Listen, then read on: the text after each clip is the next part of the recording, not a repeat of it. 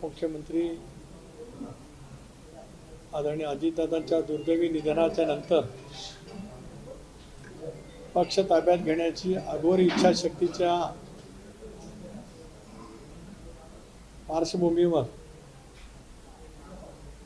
वहिनी अध्यक्ष झाल्यापासून आमच्या पक्षामध्ये डोकवण्याचा डोमकावळे प्रयत्न अलीकडच्या कालावधीमध्ये करायला लागलेले दिसत आहेत. आपल्या पक्षात स्वतः काय चालले ते त्यांनी त्या ठिकाणी पाहावं. दादांच्या नेतृत्वाखाली एनडीएमध्ये सहभागी होण्याचा निर्णय घेतल्यावर दादांनी पक्ष चोरला, दादांनी चिन्ह चोरलं, अशी घाणेरड्या पद्धतीची वक्तव्य करणारे महाभाग आता आमच्या पक्षामध्ये डोकवण्याचा नाहक त्या ठिकाणी प्रयत्न करत आहेत. दादांच्या दुर्दैवी निधनाच्या दिवशीच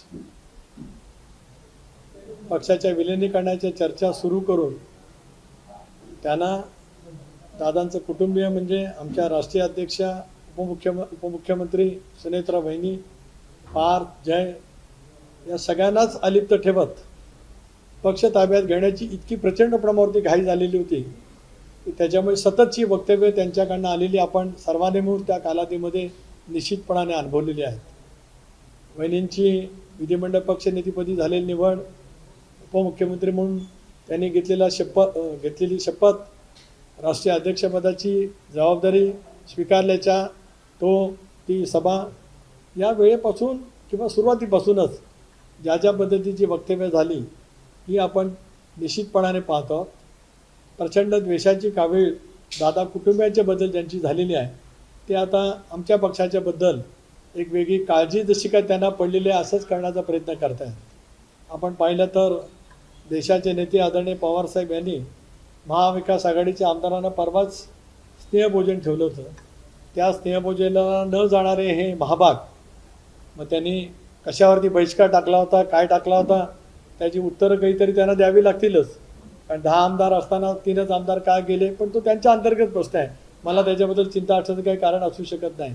पण अशा पद्धतीचं मांडत एक वेगळ्या दिशेला नेण्याचा जो काय प्रयत्न होतो आहे याच्याबद्दल एवढंच मला म्हणायचं आहे की वहिनी, पार्थ, जय यांच्याबद्दलची कमालीचा द्वेष निर्माण होत असल्यामुळेच एकसंघपणाने जो पक्ष आज वहिनींच्या नेतृत्वाखाली प्रफुल्लभाई असतील, प्रदेशाध्यक्ष म्हणून मी असेन, भुजबळ साहेब असतील, मुश्रीफ साहेब असतील, दिलीप वळसे पाटील साहेब असतील, धनंजय मुंडे आहेत, आम्ही सगळेजण आमचे 40 आमदार आहेत, आमचे संसदेतील सहकारी आहेत, मंत्रिमंडळातील आमचे सहकारी आहेत, पक्षाचं राज्यातील संघटन ज्या पद्धतीने आज काम करत आहे त्याच्यामुळेच स्वतःच्या राजकीय अस्तित्वाची भीती ज्याला तयार होत असते त्याला तशा पद्धतीची वक्तव्य झालेली आपल्याला पाहायला मिळू शकतात. यापेक्षा याच्यामध्ये काय वेगळं आहे असं मी स्वतः त्या ठिकाणी काय मानत नाही. कारण प्रत्येक दिवस प्रसिद्धीसाठी वेगवेगळं काही ना काहीतरी बोलत राहणं, एक तर आपल्या पक्षात काय चाललं ते बघावं. जयंतराव पाटील साहेबांसारखा 40 वर्ष त्यांनी नेतृत्व केलं, त्यांची हकालपट्टी करावी अशी मागणी पवारसाहेबांच्या उपस्थितीमध्ये शिर्डीच्या महाअधिवेशनामध्ये करणारे हे महाभाग यांनी आता आमच्या पक्षाच्याबद्दल बोलणं थांबावं एवढंच मला या ठिकाणी आणखी सांगायचं आहे. खूप काय बोलण्यासारखं आहेच, अनेक बाबी आहेत. मी स्वतः अनुभवलेल्या 99 सालापासून ते दादांच्या दुर्दैवी मृत्यूपर्यंत काय काय पद्धतीने दादांच्या विरोधामध्ये कटकारस्थान झाली. आज तीच कटकारस्थानं करण्याचा प्रयत्न वहिनी, पार्थ किंवा जय आणि आमचा पक्ष या बाबतीमध्ये केला जातो आहे. तो नक्कीच जनताही हाणून पाडेल आणि पक्षाचे माझे सगळे प्रमुखसुद्धा निश्चितपणाने त्या ठिकाणी हाणून पाडतील. एवढंच मला आजच्या यांनी जे काही सांगितलेलं आहे त्याबद्दलची भूमिका त्या ठिकाणी मांडायची.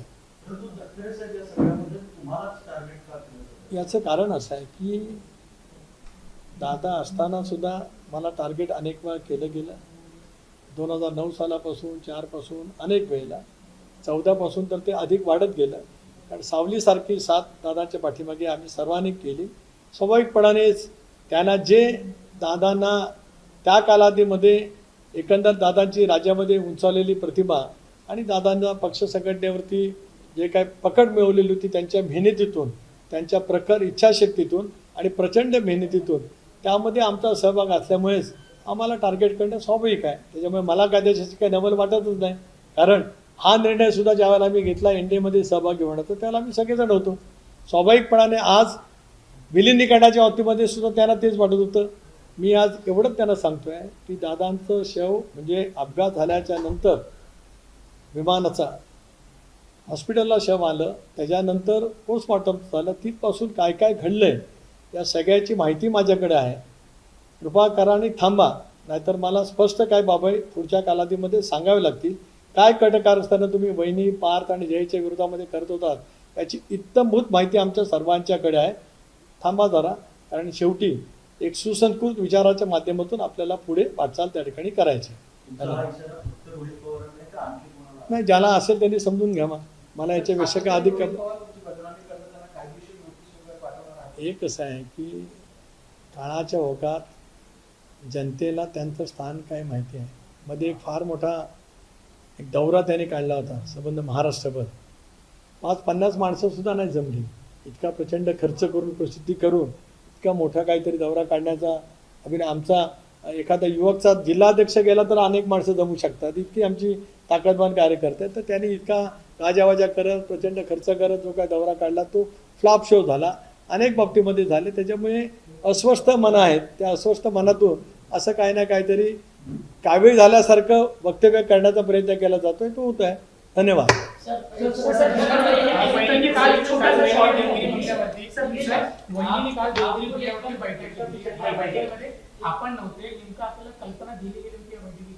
आपल्याकडे माहिती अतिशय अपुरी आहे.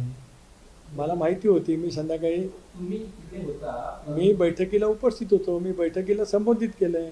जिल्हा परिषदेच्या निवडणुकीच्या नंतर झालेल्या जिल्हा परिषदेच्या स्थापनेमध्ये पक्षाध्यक्ष म्हणून मी काय काय संभाजीनगर, लातूर, धाराशिव, त्याच्यानंतर परभणी, रायगड, कोल्हापूर, त्याच्यानंतर पुणे या सगळ्या जिल्हा परिषदेमध्ये रचनेच्या बाबतीमध्ये पक्षाध्यक्ष म्हणून काय काय भूमिका केली त्याचं स्पष्टपणाचं त्या ठिकाणी विवेचन केलं.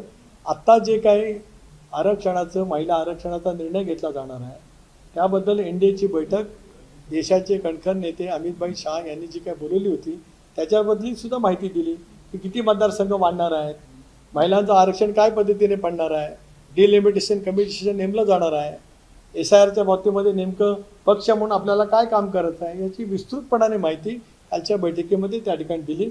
सर्व आमदार महोदय त्या ठिकाणी पूर्ण संख्येने उपस्थित होते. अनेकांनी मला याच्याबद्दलची माहितीसुद्धा विचारली की नेमकं डिलिमिटेशन होत असताना कशा पद्धतीने होईल, महिला आरक्षण होताना कशा पद्धतीने होईल, आता SIR होत असताना काय आपल्याला अडचणी येऊ शकतील, त्या संदर्भातली सगळी चर्चा सखोलपणाने 1 तास, सव्वा तास बैठक त्या ठिकाणी झाली आणि विस्तृतपणाने विवेचन प्रदेशाध्यक्ष म्हणून मी केलं. लोकसभा सदस्य म्हणून त्या ठिकाणी लोकसभेतला पक्षाचा नेता म्हणून मी आणि प्रफुल्लभाई आम्ही NDAच्या बैठकीला उपस्थित होतो. त्या बैठकीची सुद्धा माहिती पक्षाच्या सर्व आमदार महोदयांना त्या ठिकाणी देण्यात आली.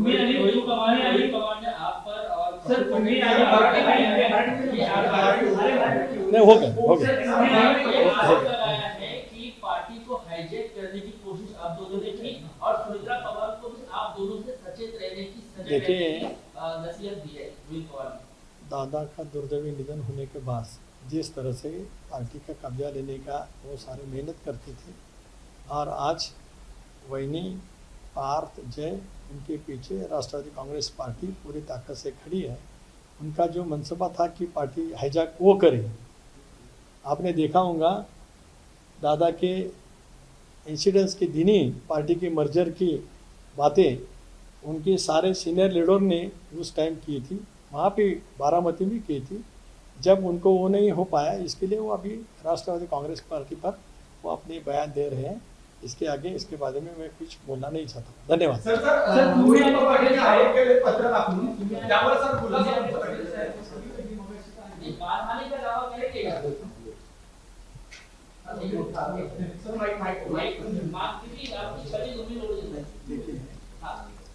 पॉलिटिकल आरोपाला पॉलिटिकल उत्तर द्यायचं असतं.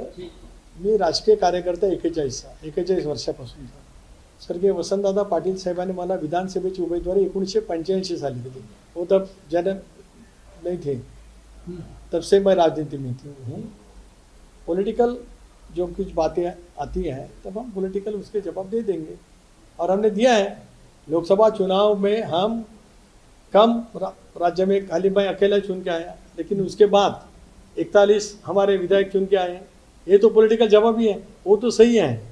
सो अभी आने वाले दिनों में देखिए ना, जिला परिषद के चुनाव में राष्ट्रवादी कांग्रेस पार्टी के अभी 7 जिला परिषद में 8 जिला परिषद में राष्ट्रवादी पार्टी उधर सत्ते में आ जाएंगी।